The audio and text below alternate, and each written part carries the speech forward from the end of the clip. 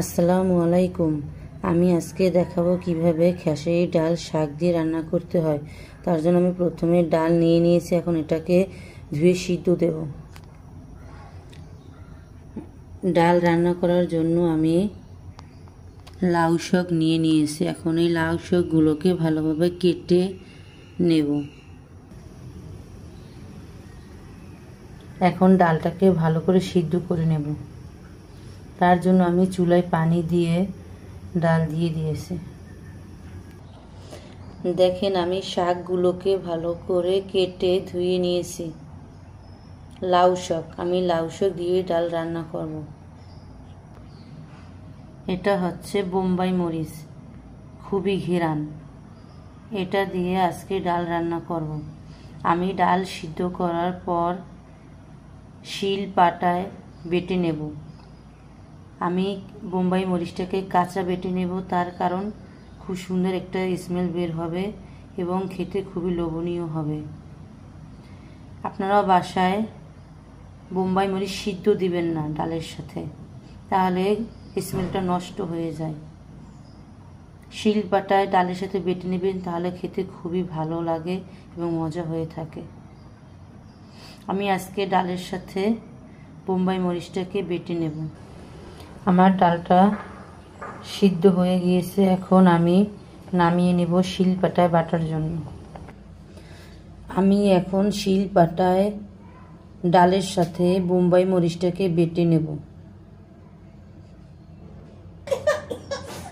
আমার ডাল বাটা শেষ, এখন এটাকে রান্না করার জন্য পানি দিয়ে দেব। পরিমাণ মতো পানি দিয়ে দিয়েছি। এখন এর ভেতর আমি হলুদের গুঁড়া, লবণ, তার সাথে পেঁয়াজ কুচি, রসুন কুচি দিয়ে দেব। হলুদের গুঁড়া, রসুন কুচি, পেঁয়াজ কুচি, লবণ দিয়ে দিয়েছি। এখন এটাকে ভালোভাবে মিলিয়ে দেব।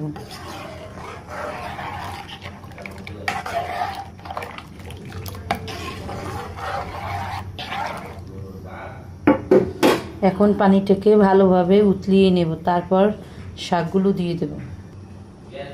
এখন শাকগুলো দিয়ে দেব।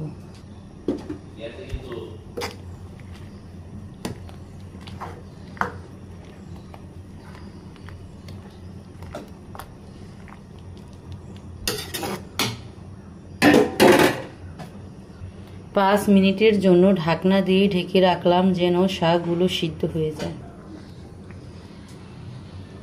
আমি ডাল রান্নার জন্য একটু পানি বাড়িয়ে দিয়েছি, কারণ আমি ডালটাকে আধা ঘন আধা পাতলা রান্না করব, তাহলে খেতে খুবই মজা হয়ে থাকে। আপনারাও বাসায় শিলপাটায় বেটে বোম্বাই মরিচ দিয়ে রান্না করে খাবেন, এটা খেতে খুবই মজা হয়ে থাকে। এর ভেতর আমি এখন ধনেপাতা কুচি দিয়ে দেব স্বাদের জন্য।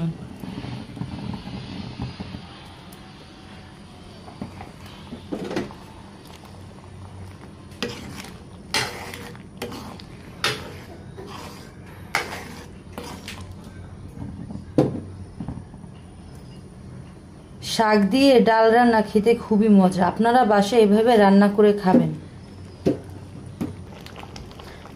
আমার রান্না প্রায় শেষের দিকে। এখন আমি ডাল বাগার দেওয়ার জন্য কড়াই নিয়ে নিয়েছি, এখন এতে পরিমাণ মতো তেল দিয়ে দেব। পরিমাণ মতো তেল দিয়ে দিয়েছি। এখন এর ভেতর পেঁয়াজ কাটা, রসুন কুচি দিয়ে দেব।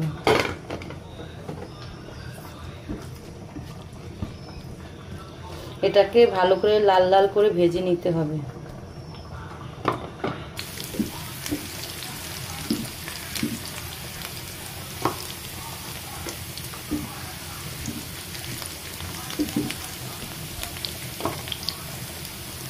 দেখেন আজকে ডালের সাথে আছে বোম্বাই মরিচ আর লেবু।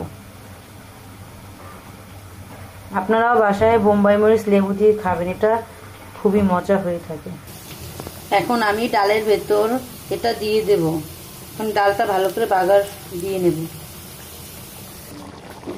বাগার দিয়ে দিয়েছি, এখন এটাকে ভালো করে মিলিয়ে দেব।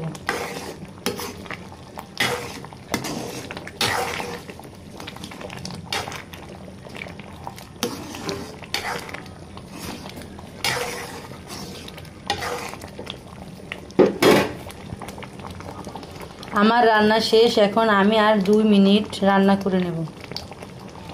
আমি এখন বাটিতে নামিয়ে নেব। রান্না করা শেষ। দেখেন আমার রান্না করা শেষ। আপনারাও বাসায় এভাবে সহজ পদ্ধতিতে ডাল রান্না করে খাবেন। এটা খেতে খুবই সুস্বাদু ও লোভনীয়। আমার রান্না ভালো লাগলে লাইক, কমেন্ট, শেয়ার করে দিবেন এবং আমার চ্যানেলটাকে সাবস্ক্রাইব করে দিবেন। আসসালামু আলাইকুম।